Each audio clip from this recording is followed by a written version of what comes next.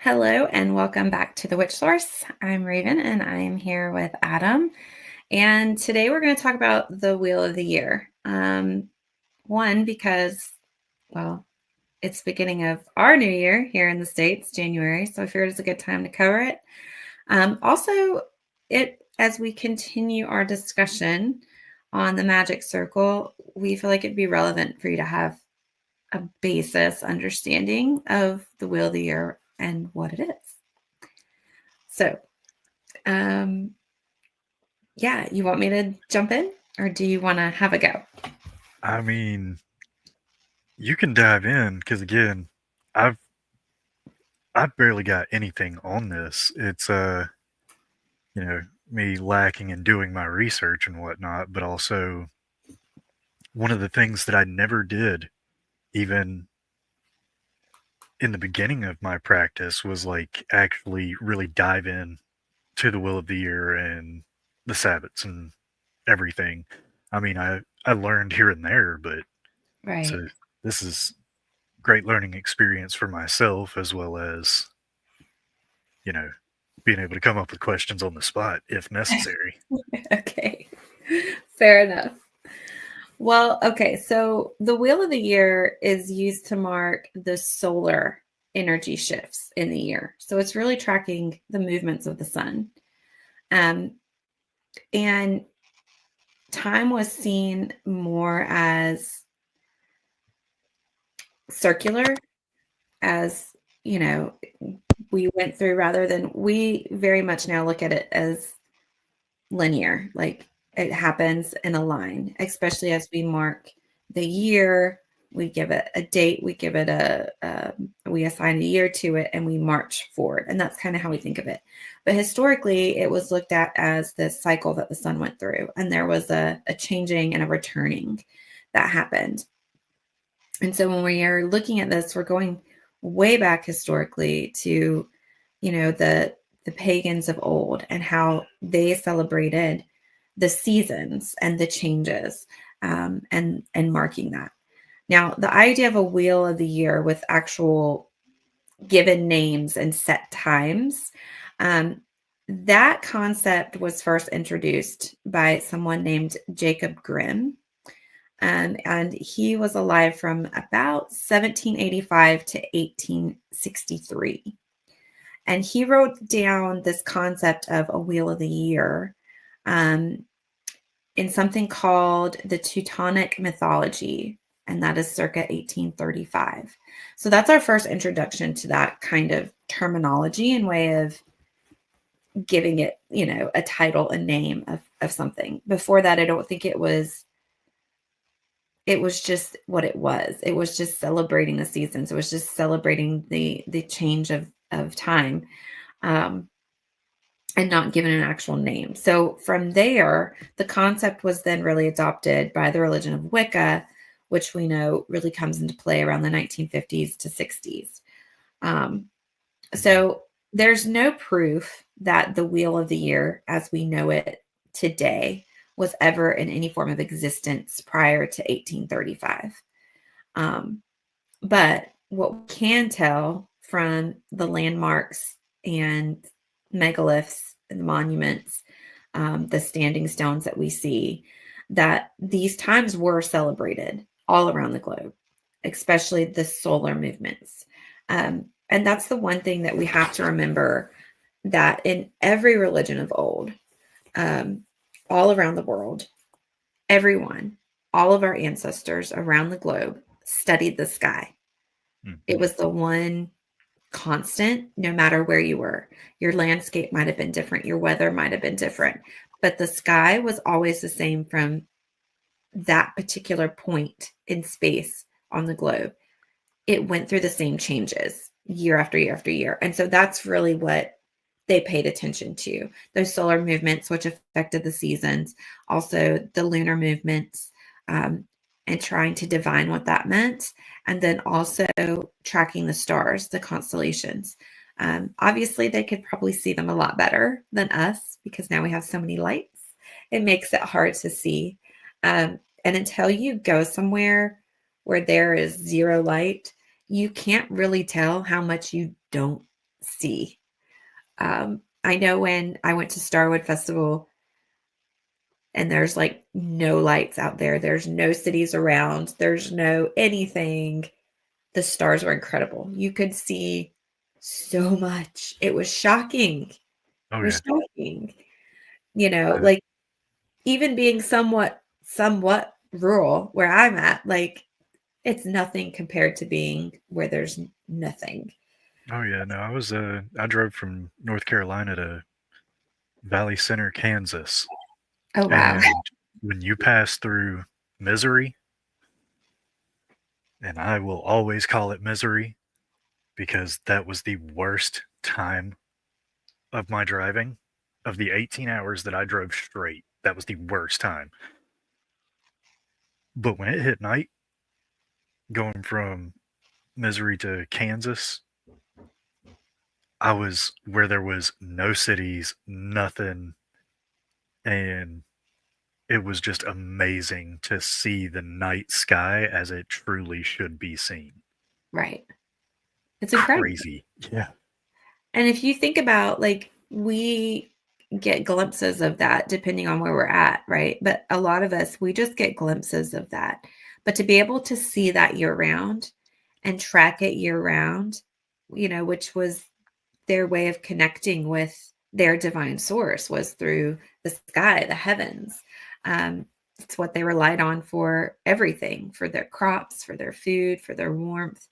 Um, all of it. So it was really, really important where now we kind of take it for granted very much.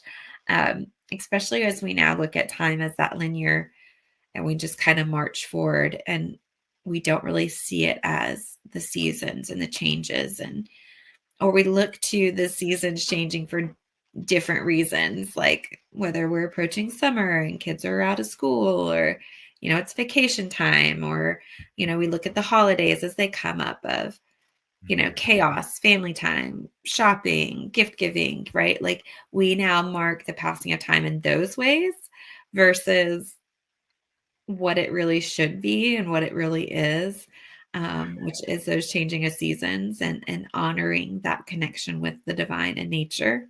So it's an opportunity for us to slow down and reconnect, especially as pagans and witches, with our roots and the nature that is. Um, So, as we are moving forward in our discussion, the biggest thing that the wheel of the year marks is the Sabbaths, which are, our religious holidays as witches and pagans. A lot of us, we do subscribe to the idea of a Sabbath and these markings of time and holidays. So, and they really are observing, the Sabbaths are observing the equinoxes and the solstices. Very much the same as the Celtics and the Egyptians and these ancient peoples.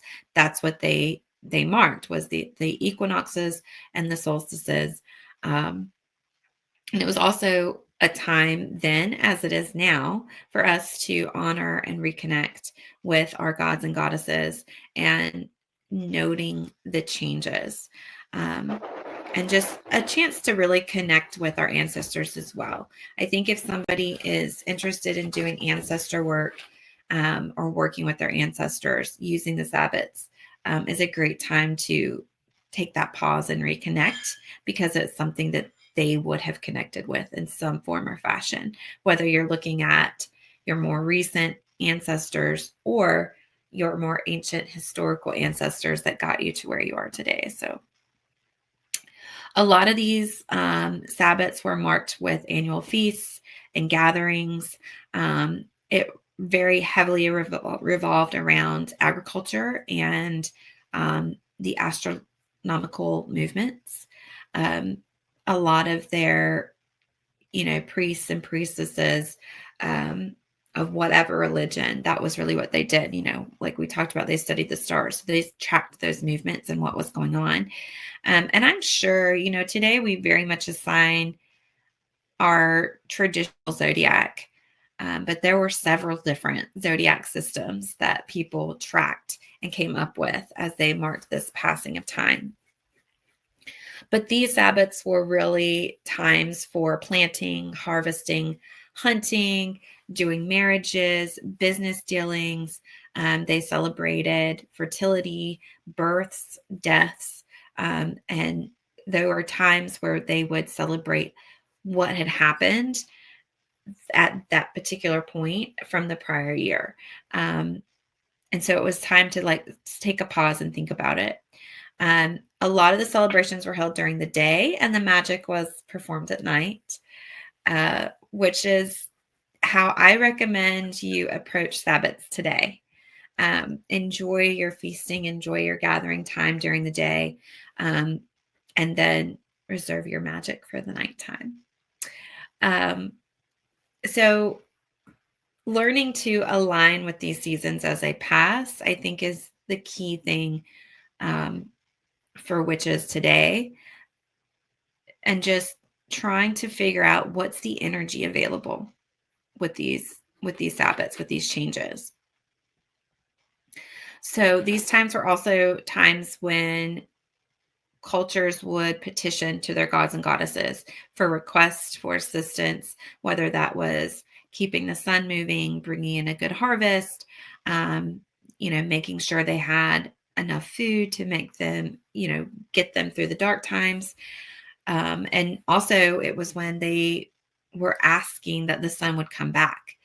When it was during the cold areas. So there was a lot of petitioning going on. There was a lot of connecting with the divine and feeling like not only were these Sabbats and these festivals important, they were necessary to keep the wheel turning.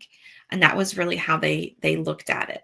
That if they didn't do the certain things, everything wouldn't stay in motion like it's supposed to, which we know today isn't necessarily true. But it's an important thing to think about when we look back and are connecting with those ancestors, that they truly believed if they did not celebrate or sometimes do sacrifices, that the sun wasn't going to come back, or their harvest wasn't going to be bountiful, or there would be famine and there would be death, right? So um, it's important to think about. And I think that we can start to align our petitions with the god and goddess, our magic that we perform during these times, align it with what would our ancestors be asking for at these particular marking points, right? And I think, we're moving into harvest time. It's a great time to ask for your abundance, ask for your financial gains, things like that. Yeah. Well, that's actually like if we think about um, Greek and Roman mythology, uh, where I grew up, that was taught freshman year of high school. Um, in world history classes, we learn about Greek and Roman mythology as well as certain other things. And in Greek and Roman times, if you dive deeper, you find more about the temples and so on and so forth that they actually had built for their gods and goddesses. And they would actually go and petition there, offering different types of sacrifices within the temple and asking for very specific things throughout the year. So that's one of the ways that I kind of made my connections, was always thinking about it that way. Yeah, and I think it's a great way to think about it. If that's something, if those mythologies are what connect with you and make sense for you, definitely dive more into it. A great opening point to say, what did they do? And they had a lot of festivals, like, especially when they're honoring their different gods and goddesses. There's a lot more than just the 8 Sabbats that we're talking about. Like, there were a lot. They always wanted a reason to celebrate, I think. Oh yeah, it was just pretty much, in my research, just pretty much find a reason to celebrate. And you know the gods and goddesses were definitely like the big reason to do so, because you wanted to honor each one in your own way, but also like different regions celebrated different gods and goddesses.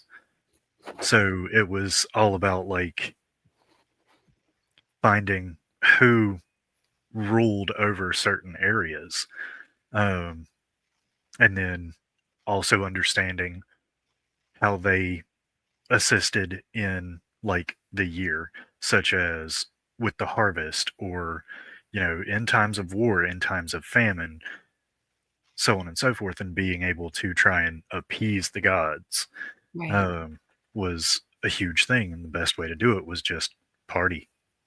Right. Right.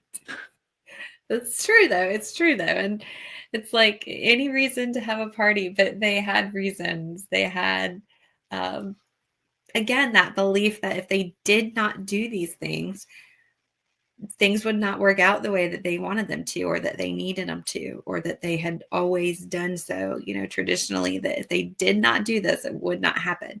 I mean, if that was true today, like so many of us would be hurting because we do ignore a lot of it. Like we would be really seriously hurting. Yeah, oh, I'm totally guilty too. Like, Bad about it. yeah, I mean, really, like if it was truly necessary to keep not only the sun in the sky and moving through, right? But like in our own lives individually, like if it really mattered, like we would be in a lot of trouble. I think we'd be in Like, a oh very yeah, place. It would be less about, what we traditionally think of as a status, whether it's your career or your family life or your money or whatever. Like if we really looked at it in that sense, it would be a totally different outlook. Like I think our structures would be totally different. be But be like, yeah, that that offering that you were supposed to make like 3 days ago, you're a little late, and you're gonna pay because of it. Like, right, ooh, punishment. We're oops. going on punishments now. Right. Or like, you go out and you get in a car accident or something that was like, oh man, now I remember I didn't burn that offering on, a week ago and this is what I get for it, like be It's like, wait, crazy. what day is it? No, Right. the solstice was a few days ago. How did I It's miss it? I didn't notice the changes in the sky. like, oh, this is entirely my fault because I forgot to do this. Right. Like it would just be a totally different world. But at the same time, like we're laughing about it, but in all seriousness, what if we could truly improve our lives by leaps and bounds if we did take the time to honor these and commune with the divine and petition and our ancestors and leave offerings and things like what could happen? What It's positive like, things can we bring in? all right, so basically now we have to do the scientific theory here and just start taking notes on everything that we're doing and be Well, like, I okay, mean, so the next one that's coming up is in bulk.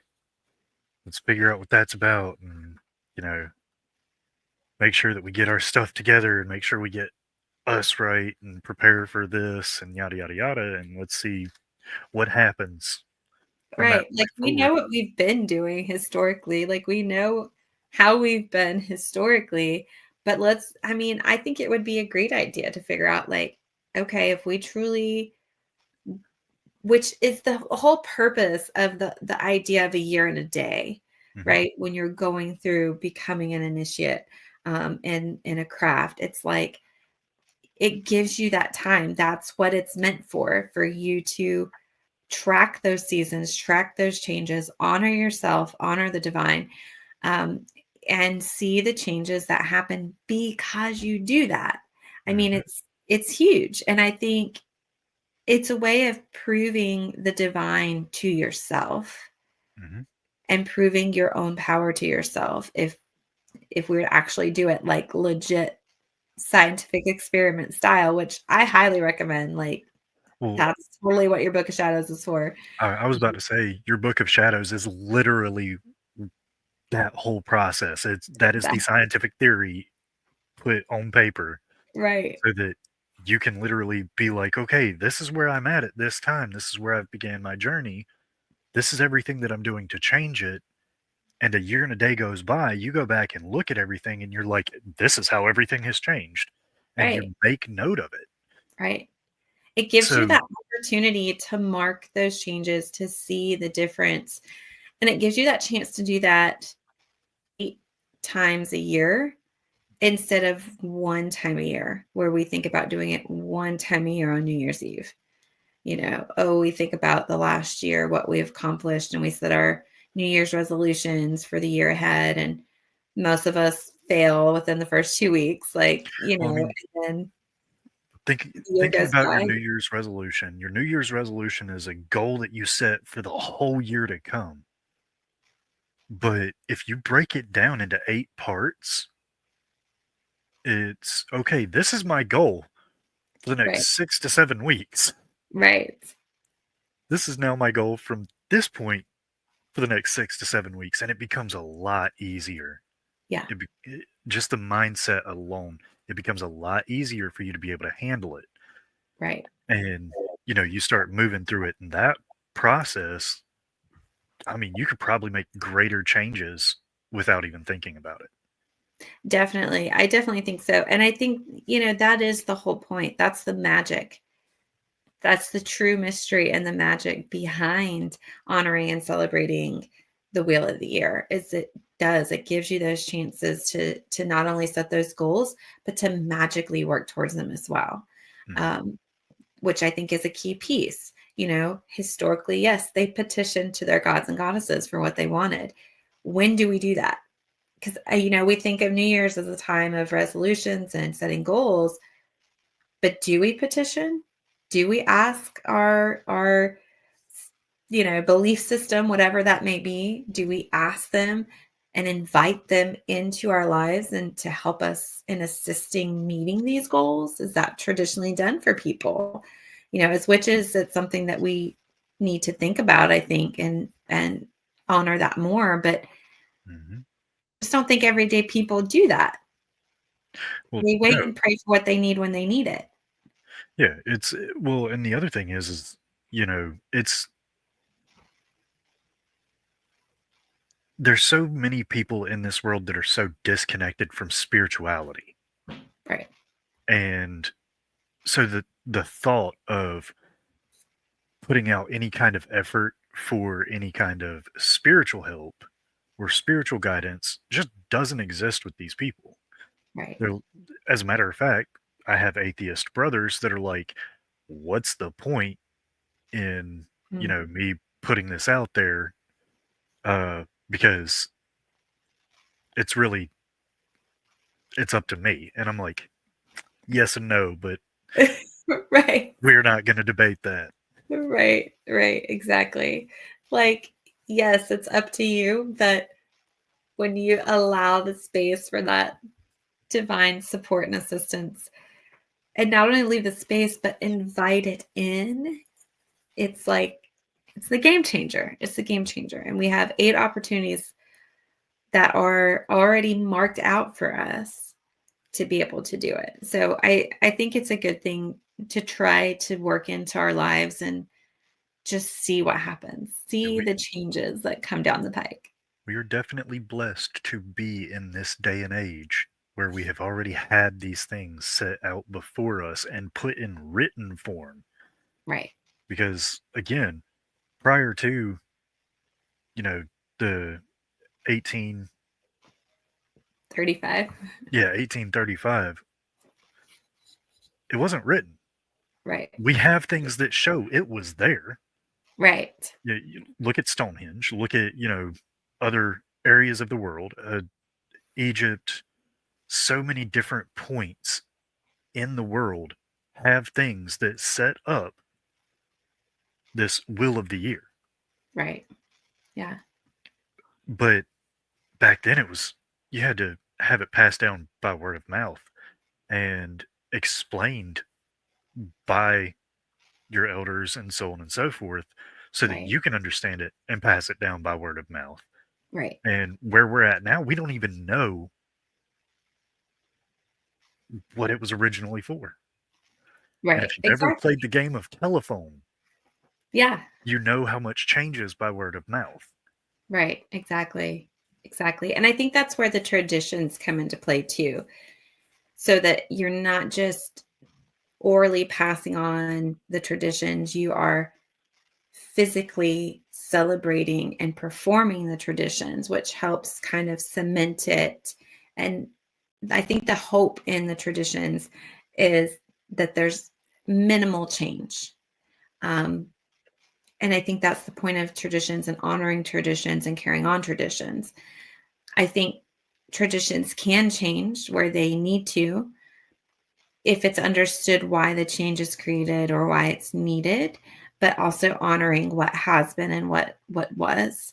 And I think especially witches and pagans that are wanting to pass this on to their children, I think a great way of doing it is by honoring these traditions and honoring these times. And you can break it down as like kindergarten level or smaller as you need to and build upon that, um, as you move through the wheel of the year, and over time. But it's like there's an opportunity, right? Like if we were to take this like a moment and say, hey, today is this solstice, and this is what it means, and this is what's happening, and let's go outside and look at the sky, and let's look at when the day begins and when the day ends and what that means, and celebrating the different traditions and just sharing that with your children. It also gives you an opportunity to mark changes not only in your own life but in the lives of your children. How are they growing? How are they developing? What is their spirituality? Are you helping to establish some kind of a spirituality with them? um, so it's and even if you don't have children, you can start creating traditions now that maybe you want to keep and honor in the future and potentially pass on. I think it's a good thing to think about because that's really what the wheel of the year is all about.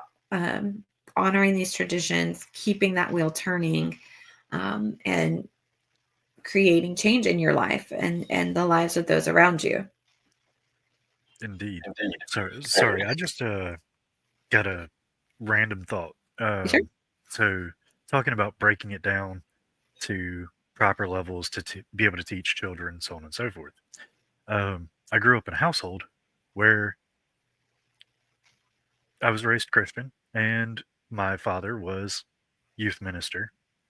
So he actually came up with this um, program for children of all ages Huh. to Okay. be able to learn the Bible. Okay. And from level 1 to level 3, by the time you finished everything, you will have read the entire Bible all the way through. Jeez. But it bounces around to Right. keep the attention so that it's not, It's more okay, digestible. yeah. So instead of sit here and read this, it's no, we're going to read this, then we're going to jump over here and read this. And this is all for this one thing because all of this actually goes together in this way. Right.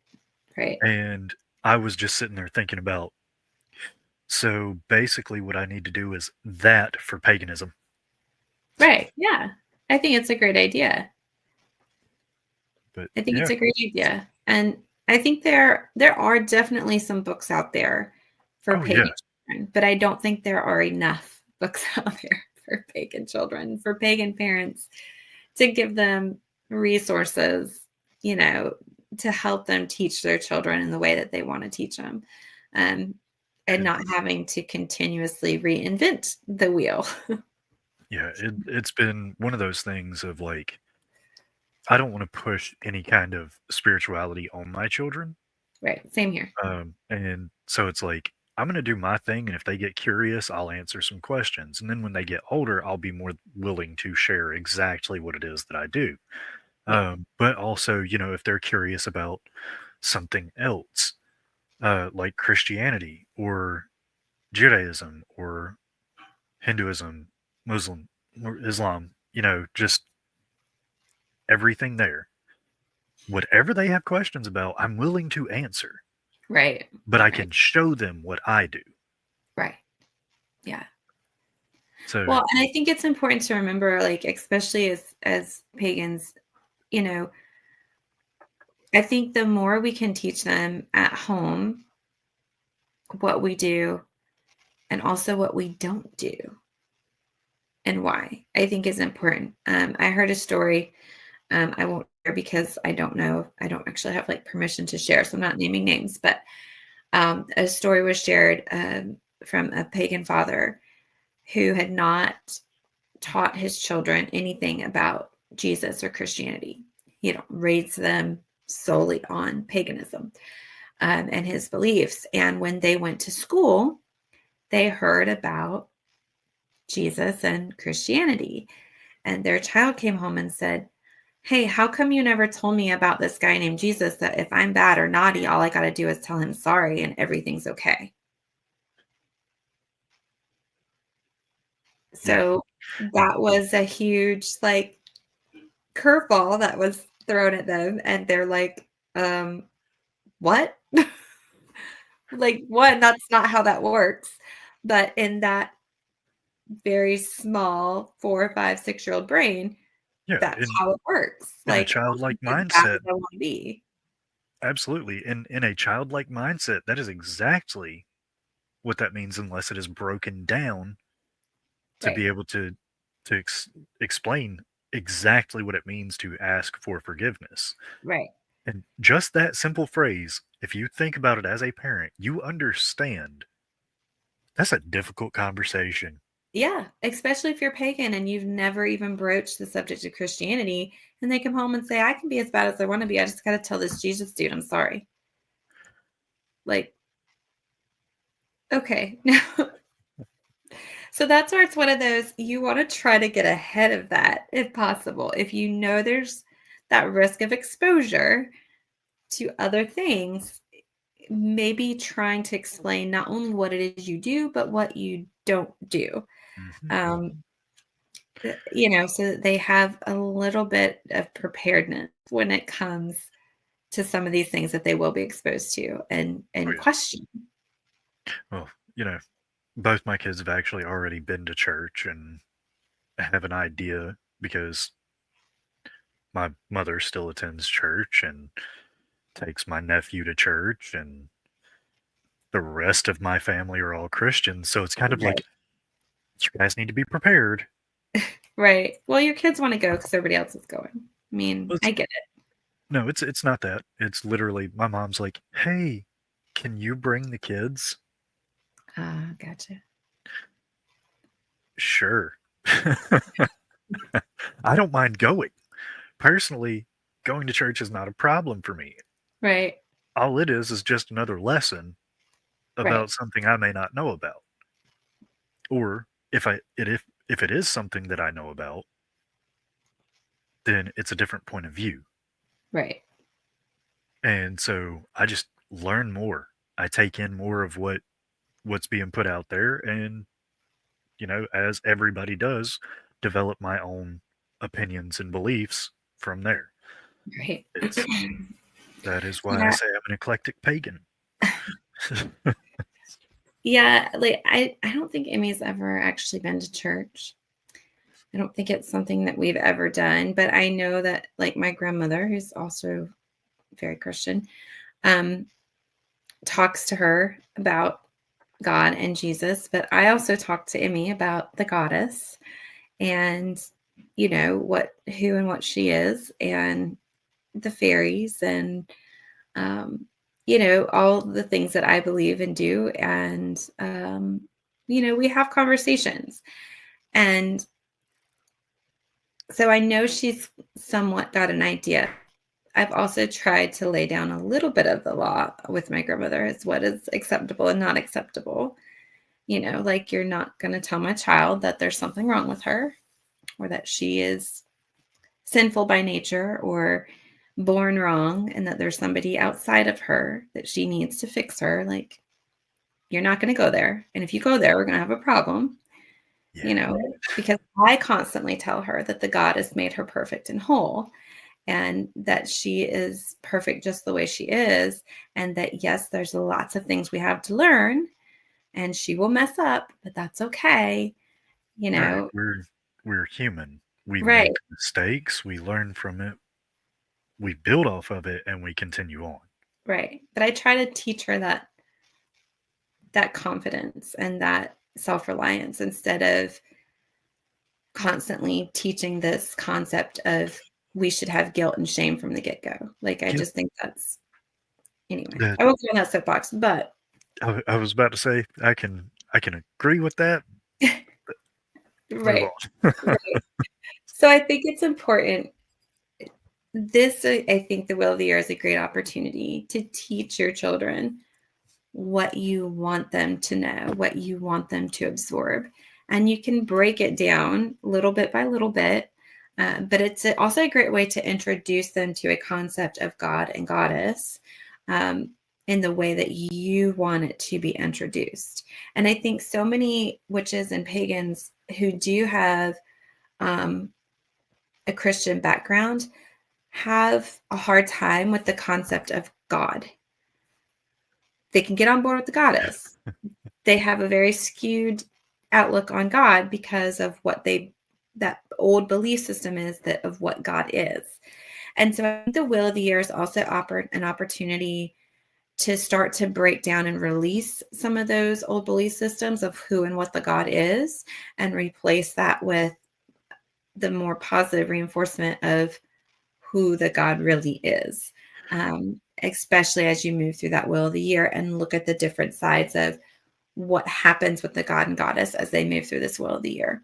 So one of the things that I've actually been looking more into as of late is the more I look at paganism today, Wicca, any form of paganism, witchcraft, it is predominantly women that are posting about the goddess and so on and so forth. And I'm like, I know there's male witches out there. I know there's male wizards, whatever you want to call yourself. There are men in here. But if you look at paganism as it is supposed to be, there is a balance between masculine and feminine. Yes. We all have it within us, but we seem to nowadays forget that there is such a thing as positive masculinity or Right. quote unquote divine masculinity. Right. And so one of the questions I have had has been, where's the masculine? Where's the divine masculine in paganism today? And it's funny because you've already answered that question. It's within the Wheel of the Year. Yes. Yes. So that's like looking at it now. And after you having said that, I'm like, solar festivals, fire festivals, everything is following the solar chart kind of thing. Okay, yeah. There's the masculine side right there. Yeah, that's why I think it's impossible. I know some pagans out there want to kind of stamp out the god altogether and they say it's the time of the goddess, but you have to have the balance. Like if I think part of the problem is, and their complaint is that we have been too God heavy, the masculine's been too heavy, but countering that with a heavy goddess aspect is not the answer. It's Yeah, walking that path of balance. And the Wheel of the Year really demonstrates how, as we move through our lives and we move through time, there are moments where the God is at his height and that's honored. And there's times where the goddess is at her height and she's needed and that is honored. But ultimately there is that, that ebb and flow, but there's a balance to it. And the balance has to be maintained. And when we look at the Wheel of the Year, very much so, half of the time is spent in light, which is the time of the god, and half the time is spent in darkness, which is the time of the goddess, and those darker, more feminine mysteries. And so we have to try to remember that this is not about good versus evil.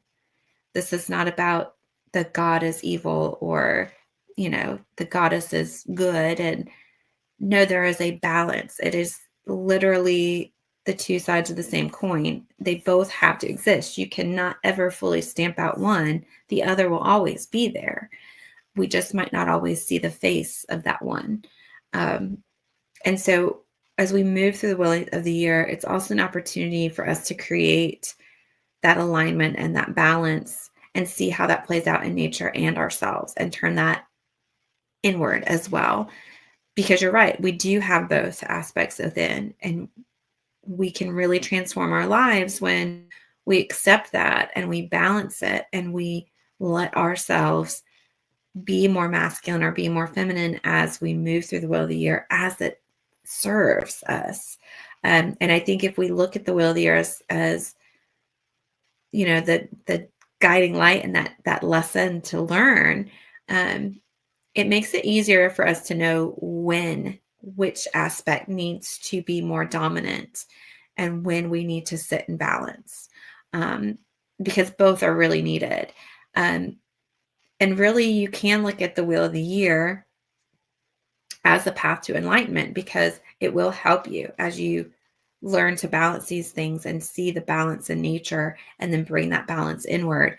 And it's all about looking more as the light as the conscious and the darkness as the subconscious, and using those as cues as when to be more outward, more dominant, more masculine, and when to be more inward, more feminine, more, going inward and looking inward into yourself. You can use that. And it's something that also happens daily. It's not just within the whole year. This happens daily with the sun rising and setting and the moon rising and setting. We have this balance of light and dark. Again, throughout the year, we have more light, we have more dark. So it's something that we can really look at. And then the darker mysteries, that's where you look at the moon and how she moves through her phases. And that will bring you into the greater feminine mysteries. But I think it's a good starting point to look at trying to balance that light and dark, that masculine, feminine. And then once you have a greater understanding and grasp and balance on that, then moving into those deeper, darker mysteries of the feminine, subconscious, the moon, and working in those areas. So there's a lot that's there. There's a lot that's available. It's not just about celebrations and magic and festivals. You can do that in her work. You can find that balance. You can take it to that deeper level. And I think it's a great thing to think about and consider as we're moving through the year. So the wheel of the year, I'll break it down a little bit more. It consists of the 8 Sabbats. There are 4 greater Sabbats, and these are the fire festivals, and they are Imbolc, Beltane. Then there's 3 names for the next one, which would be Lammas, also Lunasa, and Lughnasadh. So yeah, pick which one works for you and fits within your belief system. And then the 4th fire festival of the greater Sabbats is Samhain, aka Halloween, as some people know it. And then the 4 lesser Sabbats are actually celebrated on the equinoxes and solstices. And so we have Ostara, which is the spring equinox, Litha, which is the summer solstice, Mabon, which is the autumn equinox, and Yule, which is the winter solstice. So those are the 8. And just a little thing that I found, that some believe that it's disrespectful to the Fae to light a balefire or bonfire on any of the lesser Sabbats, that they are reserved only for the greater Sabbats, and that if you light one on the lesser Sabbats, it's disrespectful to the Fae, since they are not fire festivals. So it's a fun little tip that I would share. I actually like that.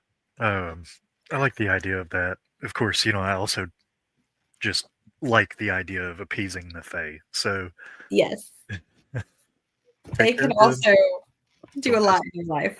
Yeah, don't piss them off. You're good. Exactly. So pagans really counted their days at night. So their day started at sunset when the sun went down. And so their celebrations actually started on the eve before the actual event. And this is something that historically was done. So it can even be seen like in 1490 in Tudor England, when Christ's Mass or Christmas, actually all their festivities and everything started on the eve, Christmas Eve, so December 24th. And all their work had to be done. Everything had to be done by sunset on Christmas Eve, because that's when their festivities began. And then after their 12 days of Christmas, that when the sun set on that 12th day, work could then resume. So this is something that is not, I think, just for pagans. I think it's just historically, like that's how the times were counted. When the sun went down, that day's done. Yeah. And so, We still see it today in Judaism. So if you look at Judaism, the day is over when the sun sets. That's it.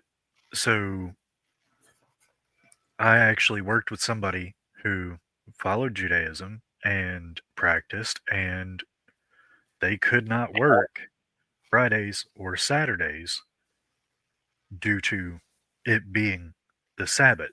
It right, moves into the Sabbath after sundown on Friday. right, So because we didn't do split shifts like that and the schedule was 4 p.m. till 1 a.m. oh geez. unloading trucks, Right, so that third shift could stock the freight. But start at 4 p.m. and if the sun sets at 6, uh, they'd only be able to work 2 hours before they'd jeez. have to go. Right, So they were like, yeah, no, their set days are Friday and Saturday because of religious right. reasons. Yeah, I mean, historically, that's how it was done. So it's something to think about. You can consider, like, how do you want to celebrate and honor the Sabbaths?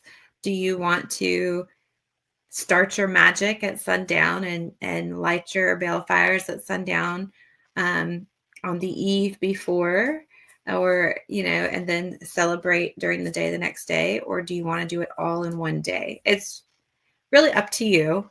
Um, but sometimes when we look at the equinoxes and solstices, I think it would make sense to actually start your magic and your celebrations at sundown and then save your daytime celebrations for the next day after you've done your bonfires and your magic.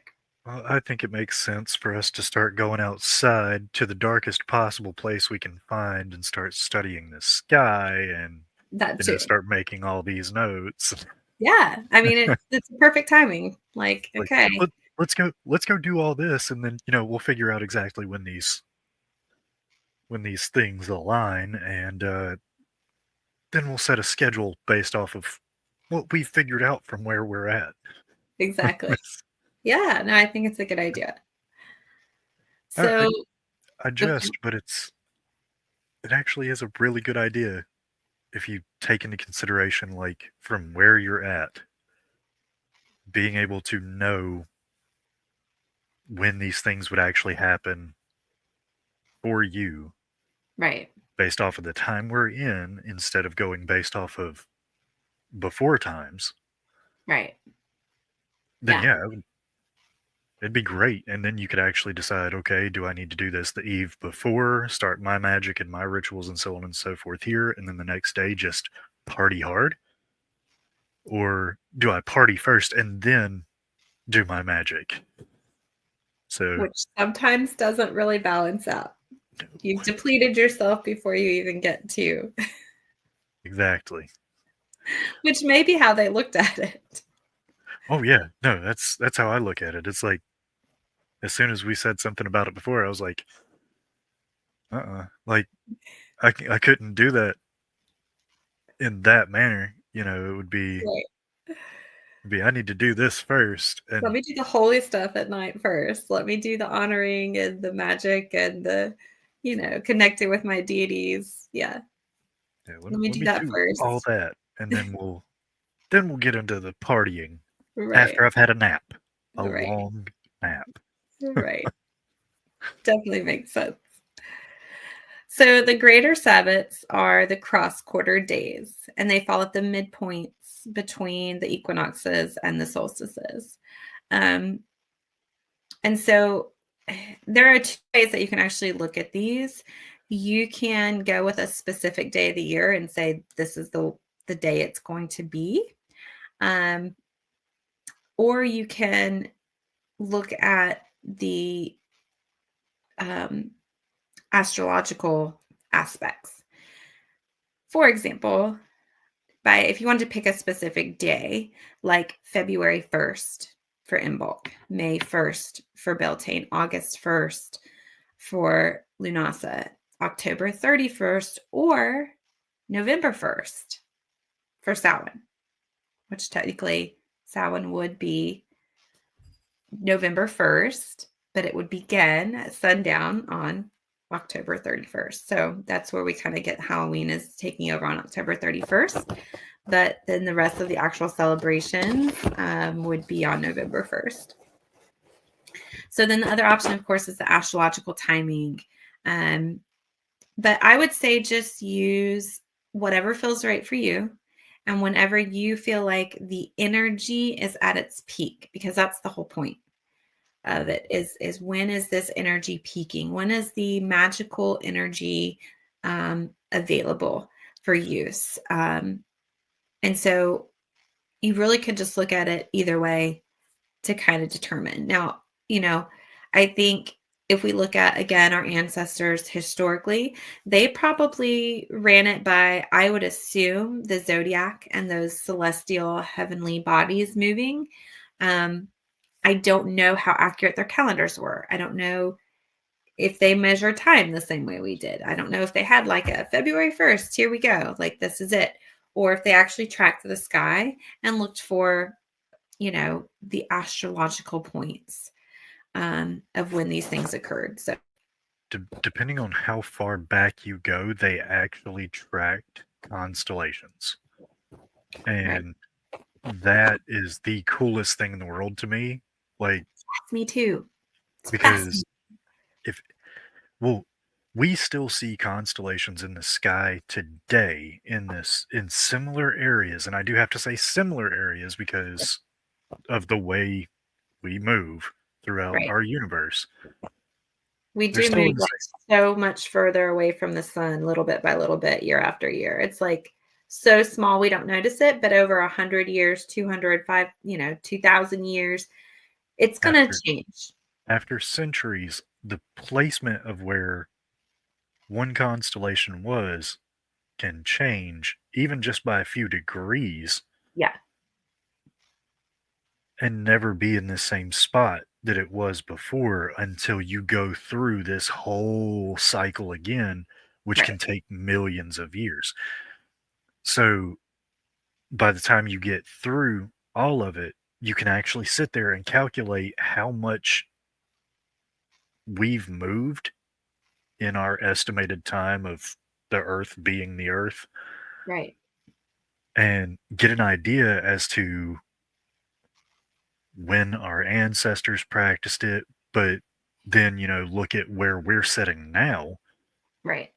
And where we would practice based off of the constellations as they are, which is one of the other reasons why I said, going outside and looking at the sky and getting an idea as to the here and now. Right. Well, and I think we'll definitely talk about that a lot more when we get into our astrological discussions, because they are different and there are different ways of looking at the astrological side of things. We kind of have set rules on how we deal with all of these minor slight changes that happen year after year. And I think also, like, as we have moved, right, the way that we would view the sun would also change, right? So the equinoxes would shift, the solstices would shift, as well as these heavenly bodies in the sky shifting. And you see that too if you look at some of the ancient temples that are aligned with certain stars. They had to keep moving and building them every however many years, 50, 100 years. They had to rebuild the temple to face. And so there'll be a bunch of like temples plotted out near each other, and they're all slightly facing a different direction. And it's because they were all honoring and worshiping a particular star that was ever so slowly moving But if you looked at the year to year, it didn't seem to be so, which gave them the time and the opportunity to build the temples. But then 100 years later, they're like, hey, wait, this doesn't line up anymore. Time to build a new one. Yep. So, This is now offset, so new temple. right. It's really fascinating when you get into the nitty-gritty of it. But I I love think the main thing to remember with this is the energy. We want to tap into the energy of it. it. Mhm. That's the biggest piece of it. So while we have some of this now kind of set in stone, I think over the next 100 years, 200 years, it would have to change. Some of this would have to change to stay in alignment with these solstices and these equinoxes and where the actual cross quarter days are falling.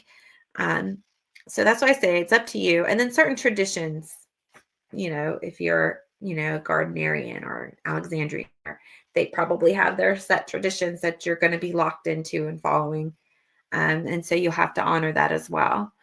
Um, but again, the lesser Sabbats, they are on the equinoxes and solstices, but they also mark the beginning of our seasons.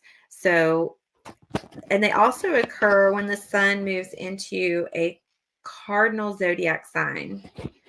So that's something important to realize too at each season. So they are very much aligned astrologically.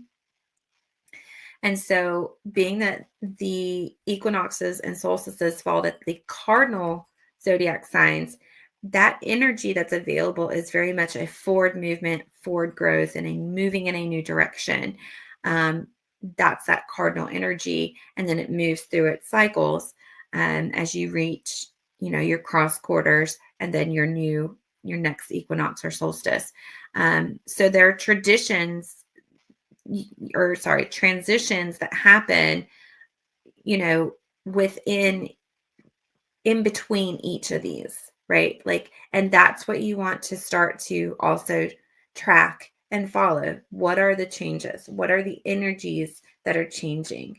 And it's very much like you said, in alignment with tracking your goals, right? So when you reach that next equinox or solstice and you're reviewing your goal, you need to make tweaks and changes and put that new forward movement energy, that new life energy into this next set until you reach the next point, because the energy does shift and it does change, which again I think is fascinating. But I do want to mention I do have the actual points that I want to share, if that's okay with you. Oh yeah. Okay. So, like Astara, which is the spring equinox, that happens when the sun is at 0 degrees Aries. So, when we move into the 0 degrees Aries zodiac sign, which is the beginning of the zodiac, right? So, it really is actually the spring equinox is a great time for goal setting and actually setting those goals for the next year if you want to try to align with that wheel of the year and the zodiac. Rather than New Year's. So if you missed your New Year's ride, that's okay. Wait for the spring equinox to really go ahead and start planning and then set those goals, start working towards those goals on a star at the equinox. Because you're going to have a great boost of energy available as well, moving into that Aries sign. Mhm. Beltane, May 1st, is when the sun is at 15 degrees Taurus. So we're moving further into that shifting energy. Um, and then the summer solstice or Litha, which is the longest day of the year, which I think some people forget. That is when the sun enters at 0 degrees Cancer. So again, it's that new cardinal sign. It's that push for that new energy, that new life. Lammas or Lunasa, that is when the sun enters 15 degrees at Leo. Then Mabon or the autumn equinox, that is when the sun is at 0 degrees Libra. And then we have Samhain, which the sun is at 15 degrees Scorpio. Very fitting, being in Scorpio, that thinning of the veil. And then the shortest day of the year, which is Yule, the winter solstice, the sun is at 0 degrees Capricorn. Uh, so when we look at the winter solstice, it's the shortest day of the year, also making it the longest night of the year, which was very important. It was the longest, coldest night that they had to make it through. What better way than, having a party and trying to like huddle together and stay warm. So and so the equinoxes, the spring equinox and the autumn equinox, those are when the night and day are equal. And so we can look at that again, going back to that's when the god and the goddess are equal. In the summertime, when we have the longest day of the year, the god is at his height. When we have, the winter solstice and the longest night of the year, the goddess is kind of ruling that at that point. She is at the one that is in control, mostly because in the mythos, that's when she has the god as a baby. So he's very weak. He is an infant and he is highly dependent on that mother. He is highly dependent on that goddess for his survival. So yeah, it's another way to look at it. Like, what are the changings of that divine and masculine and feminine energy and how they intertwine? The god is then dependent. That masculine is dependent fully on that feminine energy, and the reverse, at the summertime, the goddess is more dependent on that masculine energy. That feminine energy is dependent on that masculine energy to provide for the harvest. And so we do have to have that balance. We are, you guys, at an hour. I already cannot believe that we talked that long on that. I didn't think it was possible. But we do definitely have a lot to learn from the Wheel of the Year. I didn't even get into the solar god mysteries and the lunar goddess mysteries and what that mytho is. Unless you want me to try to touch on it briefly before we cut it short. The real question that I have on that one would be with solar god mysteries and mythos and lunar goddess mysteries and mythos. I wonder if we could find enough for each one to be its own individual episode. Probably. I think we could probably go into that, definitely. Because that would pair. There are a couple different mythos that go with it. I did a very basic one that I could find presented by, again, Raven Grimassi, because I love him. So I did his take because when I was doing my research and looking at all the different mythos regarding the god and goddess, the one that he presented in regards to the Wheel of the Year to me made the most sense. So that's the one that I presented. But I definitely think with everything that's out there, we could break it down into separate episodes and dive a little bit more into the mystery aspect of looking at what does this mean from a divine masculine aspect and viewpoint, and the feminine, the divine feminine. Yeah, I definitely think we could do that, and I think it would be pretty interesting. I feel like it would actually turn out to be really interesting to explore both sides that way.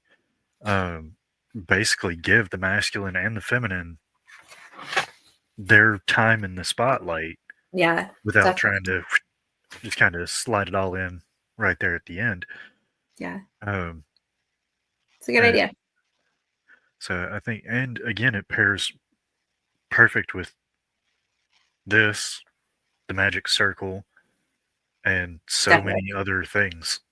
Yeah. So I think I kind of want to be like, yeah, I want you to throw in what you got, but at the same time, it's like, well, what if we save it, and what if we build off of it? Like, yeah, no, I think it's a good idea. I like the fact that it gives them their time in the spotlight, which is very deserving, and I think it gives us an opportunity to dive deeper into their individual mysteries, and present them because I think we do need, and I think there is kind of lacking at this point, almost an unbiased look at the divine masculine and just presenting it as the information, as the history, the tradition, um, and try to present it in balance with the goddess and that divine feminine. I definitely think it would be well worth diving into individually and looking at it that way. And I think it's needed, really. Me too. Like very much so. Me too. Yeah. Okay, cool. So from here, then, everybody, we will dive into the solar god mysteries and the divine masculine, and the lunar goddess mysteries and the divine feminine. Yes, make your notes. Yes.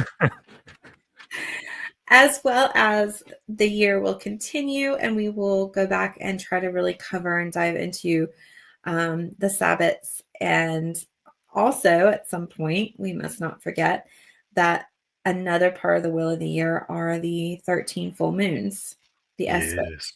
So that's something else that we will definitely be diving into at some point in the future. So we've got a lot planned, but it's kind of planning itself at this point. So Yep.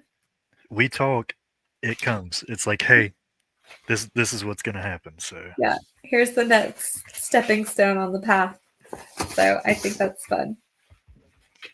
Very cool. All right, you guys. I think that's it for us. Adam, do you have any final thoughts before we say goodbye? just real quick, we did not actually say Imbolc for its 15 degrees in what, Aquarius? Would that be Aquarius at Oh, that you're point? right. I did skip that one. Yeah, in bulk, 15. The sun is at 15 degrees Aquarius. Yep. Don't worry, I got y'all. Thank you.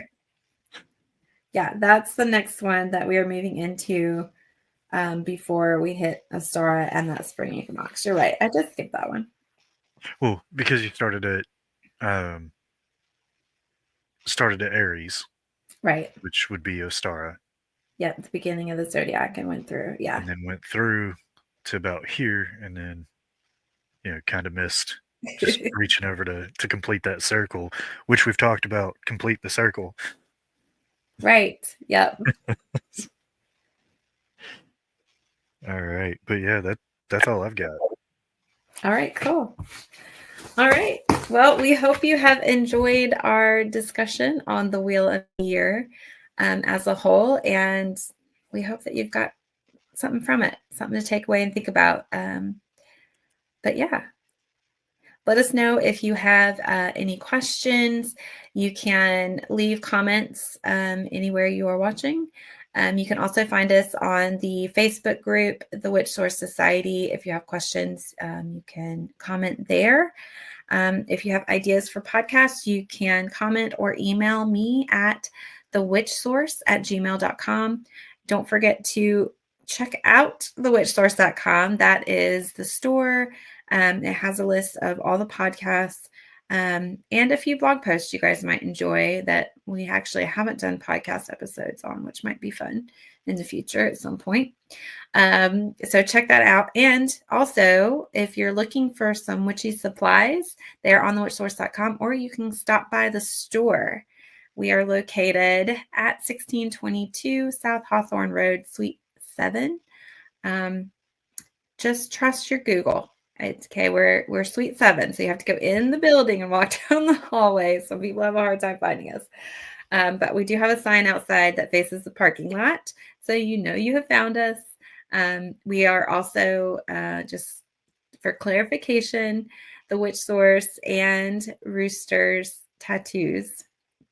So there is a tattoo shop in the Witch Source as well. Don't worry, they are very clearly split.